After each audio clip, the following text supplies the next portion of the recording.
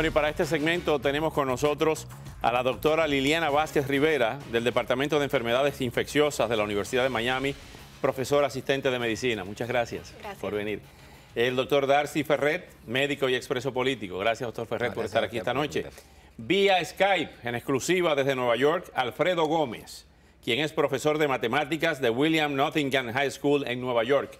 Profesor Gómez, muchas gracias por acompañarnos esta noche. Cuéntenos su historia. ¿Qué le pasó en Cuba cuando usted fue?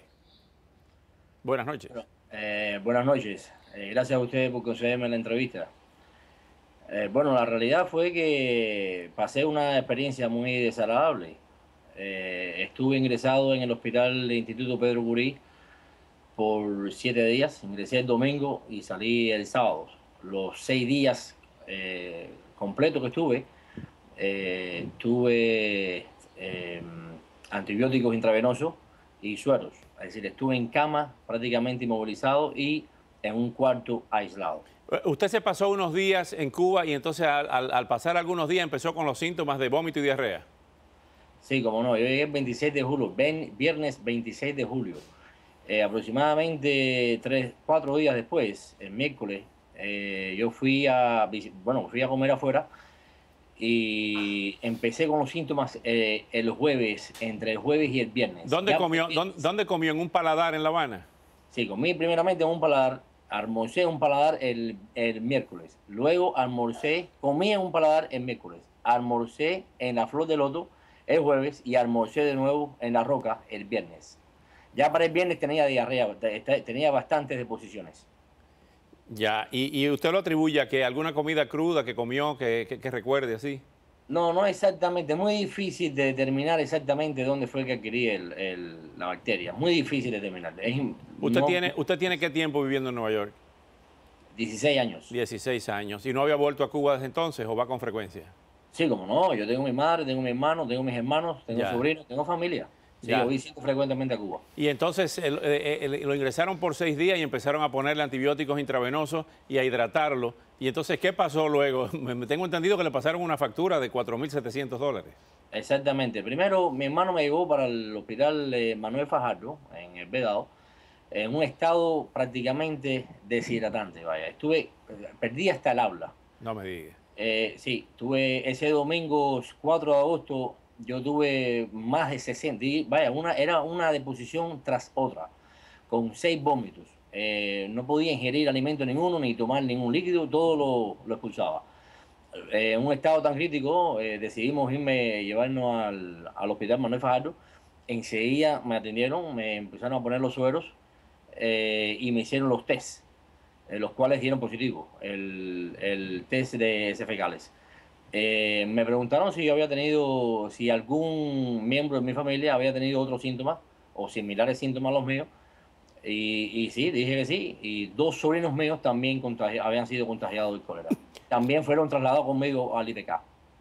O sea, esos sobrinos habían ido con usted a los mismos restaurantes, a la Flor de Loto y a La Roca.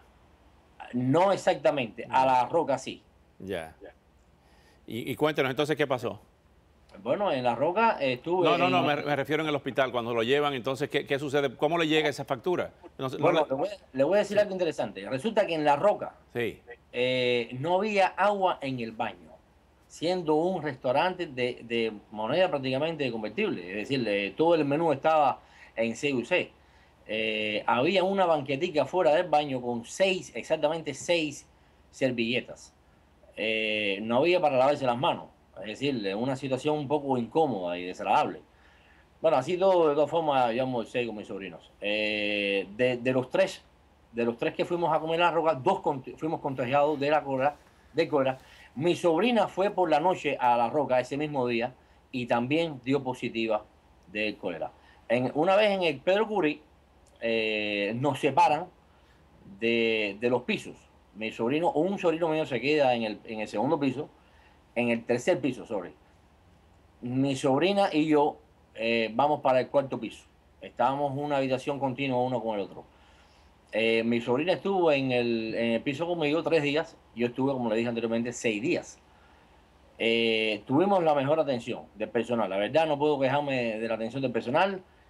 de todo, desde la pantrista hasta la que cambia la ropa de cama, los médicos, mucha atención. Pero yo hago pública esta historia porque realmente me conmovió la diferencia de trato entre los cubanos y los extranjeros. Eso fue la primera cosa que me impactó muchísimo. Y luego, para colmo, cuando ya me dan de alta, me dicen pasa por la factura, por el cuarto de la factura, y entonces que empiezo a entablar empezamos a discutir, ¿no?, la factura ahora y yo, porque me quería pasar una factura de $4.700. Ella nunca me dio el papel, la factura nunca me la dio en la mano. Porque obviamente, en cuanto me dijo que yo tenía que pagarle, ella me pregunta, lo primero que me pregunta fue, ¿cómo usted va a pagar? ¿Cómo usted desea pagar? ¿Pagar en credit card, cash, a través de su seguro? Vaya, una forma un poco grosera, ¿no? Sí. Entonces le dije, no va a pagar, pero usted está hablando en serio, ¿no? Empezamos entonces con el titubeo, ¿no? De que, sí. Vaya, yo la mandé a la roca, yo expuse mis argumentos, muchas cosas le dije al respecto. Y entonces, bueno, y sencillamente me levanté, ella no tuvo más nada que decirme. A mi sobrina también le quisieron hacer lo mismo. O sea, usted lo que quiere decir que a usted le querían cobrar como extranjero. Exacto. Como extranjero, y el tratamiento que le dieron fue como extranjero, no fue como cubano de allí. Exacto, sí, es cierto. Ya. Y por eso usted quiere hacer esta denuncia para evidenciar la diferencia que hay. Exacto. Y sobre todo, para evidenciar una vez más las contrariedades y las irregularidades que existen en Cuba con esto de los cobros, porque me parece un poco absurdo que el gobierno cubano quiera cobrarnos a los extranjeros, o bueno, digo yo extranjero porque soy el residente en el exterior, pero que nos cobre siendo el gobierno cubano totalmente responsable de lo que a mí me sucedió. Porque primeramente se comprobó que la roca había sido el centro contaminante. Se comprobó después. Ya, ¿y a su familia de Cuba le cobraron, si no esa suma, le cobraron algo? No, le digo a mi sobrina, yo tengo una sobrina que ella reside en el exterior igual, en Francia. A ella también le quisieron cobrar. 3 días antes le quisieron cobrar. Ya. Muy gracioso porque la facturadora me dice, tu sobrina me hizo lo mismo. El problema es de ustedes. No, el problema es de nosotros. El problema es de ustedes. ¿Cómo ustedes quieren cobrarle? Nos van a cobrar cuando nosotros hemos sido las víctimas. Ya. Y entonces, bueno, esa fue la situación. Alfredo Gómez, muchas gracias. Muchas gracias por su testimonio y seguimos dándole seguimiento a esta historia. Estaremos en contacto. Hasta una próxima oportunidad. Doctora Liliana Vázquez Rivera, las causas fundamentales de esta cólera, del cólera, es la mezcla de aguas albañales, de aguas negras con la comida. ¿Heces fecales? Sí, viene de una bacteria, el Vibrio cólera. Y entonces lo que pasa es que uno se contamina porque esa bacteria está en las aguas negras contaminadas, usualmente en aguas donde hay poco alcantarillado. Y como en este caso él dijo, un área donde no había agua disponible. Y tú no te infectas de persona a persona, pero si hay una persona que tenía ya los síntomas, la diarrea, o si el agua ya estaba contaminada y tú tuviste contacto con esa agua y así mismo te metiste las manos en la boca, ahí te vas a infectar con la bacteria. Ya. Darcy Ferret, ¿es muy común este tipo de carencia de higiene en restaurantes de La Habana? Para hablar de La Habana, porque fue donde le ocurrió a este señor. No, y lo peor es que están hablando de La Habana. O sea, en las provincias es mucho peor todavía. El agua corriente prácticamente no existe en Cuba, y mucho menos pues los implementos para la limpieza, el manejo de los alimentos es completamente a lo salvaje. ¿Y qué es lo que pasa en La Habana? Que no hay acueducto, o hay acueducto que no funciona. En todo el país las redes de distribución de agua están en mal estado, no hay cómo mantener el abasto de agua de manera frecuente. O sea, en ningún lugar del país completamente el agua entra a las pilas las 24 horas del día. Por eso prácticamente toda la población tiene que almacenar el agua, que en La Habana es donde mejor está el abasto de agua potable, y es cada 24, o sea, un día sí, un día no.